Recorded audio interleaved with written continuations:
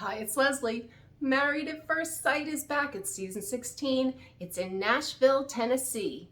The expert matchmakers are back at it again, matching their 5 couples. And this time they're using social science to do it. What the frig is that? But basically, it's just a big fancy word for saying they guess.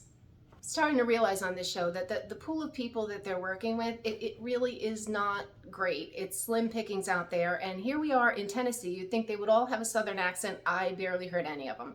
So I think they're coming from all over, wherever their agents sent them down to Tennessee to follow their dreams of being on Married at First Sight. One burning question that I also have is, are they still doing the psychological evaluations for this season? Because they really are necessary, as we've seen in seasons prior. Well, the success rate in past seasons isn't much different than the typical success rate of a marriage, so they have that going for them. But, and if the divorce rate isn't high enough already in America, we have this little show helping it out. But anyway, let's just jump right into it and meet our first couple. So our first couple is Kirsten and Shaquille. Kirsten is 32 years old and she's the self-proclaimed total package. She has like endless school things. She has like a bachelor's, she has a doctorate. Yet she's a real estate agent. I don't know how that all goes together, but it seems like she had all that schooling and she's a real estate agent. I have questions. And she says that she's just entirely too picky. Picky for everything in her life. And I'm like, you know. Not only do I pick over my food and my clothes, I definitely pick over men too. I want someone just as educated as I am, just as good looking as I am. Physically fit, tall, handsome, hardworking, well-dressed, nice teeth, fake face, be ambitious. I mean, because I'm all of that. Well, she's certainly not lacking confidence, so.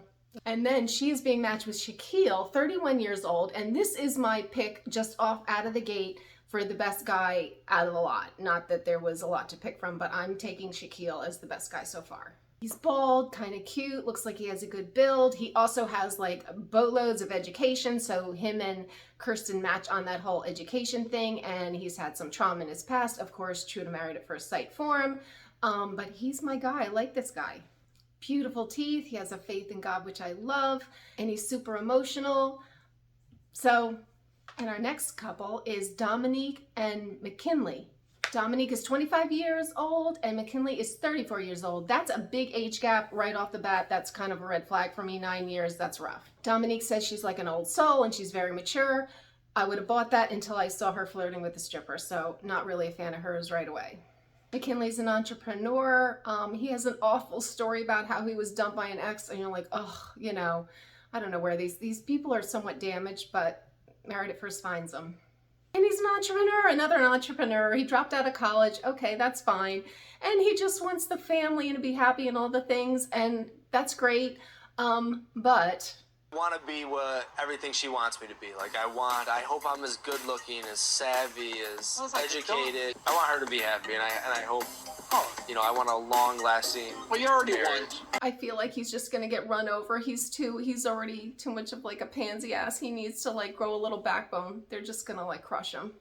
And our next couple is Nicole and Chris. And Nicole, another one that I detect no accent because she moved 2 years ago to Nashville, and she hasn't had sex in the last 2 years, so she's obviously committed to this process. Nicole has so much love that needs to come out. She has a dog, Charlie, which you could tell is just a very big part of her life. Nicole is being matched with Chris. He's 36 years old. He's a comedian and a romantic at heart, and I already see a problem right here. Chris has a dog, and it was like a flashback to last season with Alexis and Justin. Remember Doggygate there? They really need the experts to make sure that the dogs are a match too, because as we know, that can absolutely destroy a relationship even before it gets going. Our next couple is Jasmine and Aries. Jasmine is 32 years old and she's a pageant queen. I mean, another one that just happened to find her way onto Married at First Sight, I'm sure from her agent. But anyway, that's okay. She was Miss Tennessee and she hasn't had sex in 6 months. So she's also somewhat invested in the process, if maybe it was just by chance. She coaches cheerleading in her spare time. She's a relationship girl. She's had relationships that go 4 or 5 years, but she just hasn't been able to seal the deal. So you know what? Married at First Sight, we can at least get that much done. We can seal the deal. We can't promise much more than that though. Aries is 39 years old and he's also had a tragic past. I mean, like, a lot of these are damaged and it's so sad. And I guess he was wrecked by a girl and was kind of like just like ghosted and just kind of didn't get anywhere for 10 years. Great. Very inexperienced, hasn't had a serious relationship. Married at First Sight snatched him up. He's a good one. But he wants a family of his own, so we're hoping we can help him out with that. And our last couple is Gina and Clint. Gina is 35 years old. She's a salon owner and a hairstylist, so she has her own business, which is great. A business owner, and she's been told that she can be intimidating. Gina also has a dog. We have a lot of dogs this season. And Gina is the first person that I actually detected a slight bit of a Southern accent, so she may actually be a legitimate Tennessee person that wasn't just flown in for the Married at First Sight adventure. She's being matched up with Clint, 40 years old. Ugh. Ew. I mean, my first thought about him, ew. But he's like an adventurous sort, kind of like a yeehaw outdoors kind of guy. He needs like a trim and a shave. Like he needs to clean his act up a little bit for my taste. But he flies planes and he sails. I didn't really quite catch what his career was. Hopefully there is one there. And he's had sex in the last 2 weeks. And I'm like, why, people? Like, can't you at least commit, like come in like you're actually into this and not just for what you can gain as far as followers? That we don't need followers. And as I'm on the subject, please subscribe or hit the like or anything, because you know. And in case we were wondering, he's not in the Mile High Club. I mean, sorry to say that, but ew. But he is my least favorite. To sum it all up, there are a lot of dogs this season. I'm going to take Shaquille as my favorite guy right out of the blocks for if I was, if a gun was held to my head and I had to marry one of them, I would take him. My least favorite is this guy, Clint, the outdoors guy, even though I love outdoors guys, but he does not appeal to me. And having sex within 2 weeks, like he didn't even, no.